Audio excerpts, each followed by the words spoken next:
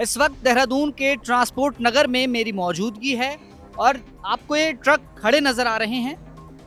ये वो ट्रक हैं जो रोजाना दिल्ली और देहरादून के बीच सफर करते हैं, लेकिन अगले 3 दिनों तक ये ट्रक इसी तरह आपको खड़े नजर आएंगे क्योंकि एक हड़ताल हो रही है अगले 3 दिन तक, जो कि अखिल भारतीय मोटर ट्रांसपोर्ट कांग्रेस के बैनर तले हो रही है। और इसका ये मकसद है कि जो डीजल के बढ़े हुए दाम हैं या फिर जो इन गाड़ियों पर वो अभिभार बढ़ाया गया है, जो पर्यावरणीय आपूर्ति के लिए लगाया गया है, उसको कम करना, और साथ साथ जो BS4 गाड़ियों की एंट्री दिल्ली में नहीं हो रही उसे हटाने के लिए हड़ताल की गई है। आप देखेंगे कि यहाँ इसी तरह के सैकड़ों ट्रक खड़े हैं। आपको बता दें कि उत्तराखंड के सिडकुल, सेलाकुई, ट्रांसपोर्ट नगर, ऋषिकेश, सितारगंज से तकरीबन 5000 ट्रक रोजाना दिल्ली के बीच आना जाना करते हैं और दिल्ली से देहरादून के बीच इस वक्त ट्रांसपोर्ट बिल्कुल थमा हुआ है। जो ट्रक हैं उनकी हड़ताल चल रही है।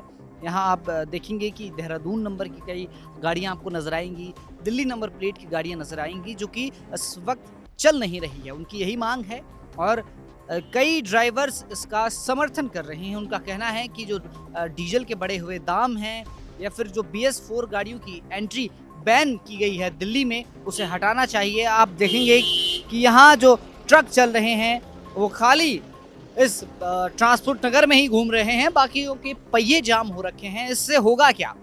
देखिए, इससे ये होगा कि जो भी सामान, मान लीजिए फल आता है या फ्रूट आता है दिल्ली से, वो आना फिलहाल बंद हो जाएगा। अब जितना स्टॉक मंडी में पड़ा होगा उसी से अगले 3 दिन तक पूरे उत्तराखंड को काम चलाना है।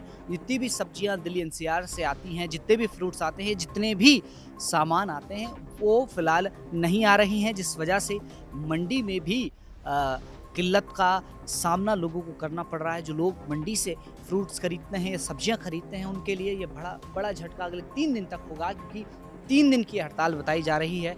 कई ड्राइवर्स आपको नजर आएगा जो खाना खा रहे हैं, चाय की टपरी पर बैठकर लगातार ये चर्चा की जा रही है कि जिस तरह से डीजल के दाम बढ़ाए जा रही हैं, उस तरह से गाड़ी चलाना मुश्किल हो रहा है। हालांकि दिल्ली और देहरादून के बीच एक ऐसा हाईवे भी बन गया है जिसने सफ़र को छोटा कर दिया है, कम कर दिया है, कम वक्त में वो पूरा हो रहा है। लेकिन जिस तरह से डीजल के दाम बढ़े हैं उससे ड्राइवर नाराज है और यही वजह है कि अखिल भारतीय मोटर ट्रांसपोर्ट कांग्रेस के बैनर तले यह हड़ताल हो रही है।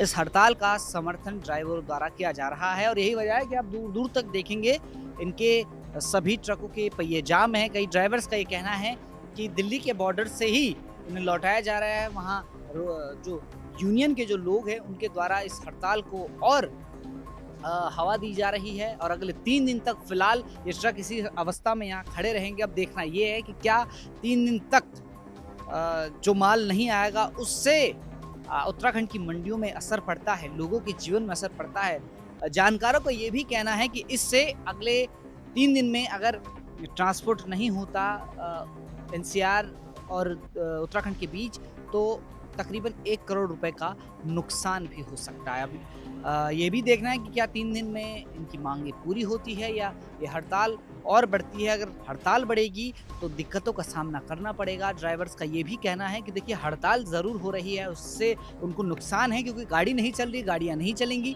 तो उनकी आमदनी कैसे निकलेगी। लेकिन फिर भी बावजूद इसके वो इस हड़ताल का समर्थन कर रहे हैं। अब देखना ये है कि क्या ये हड़ताल यूं ही चलेगी या सरकार इनकी मांग को पूरा करती है। ट्रांसपोर्ट नगर से कैमरा पर्सन अभिलाष के साथ विजय नेगी, हिलमेल।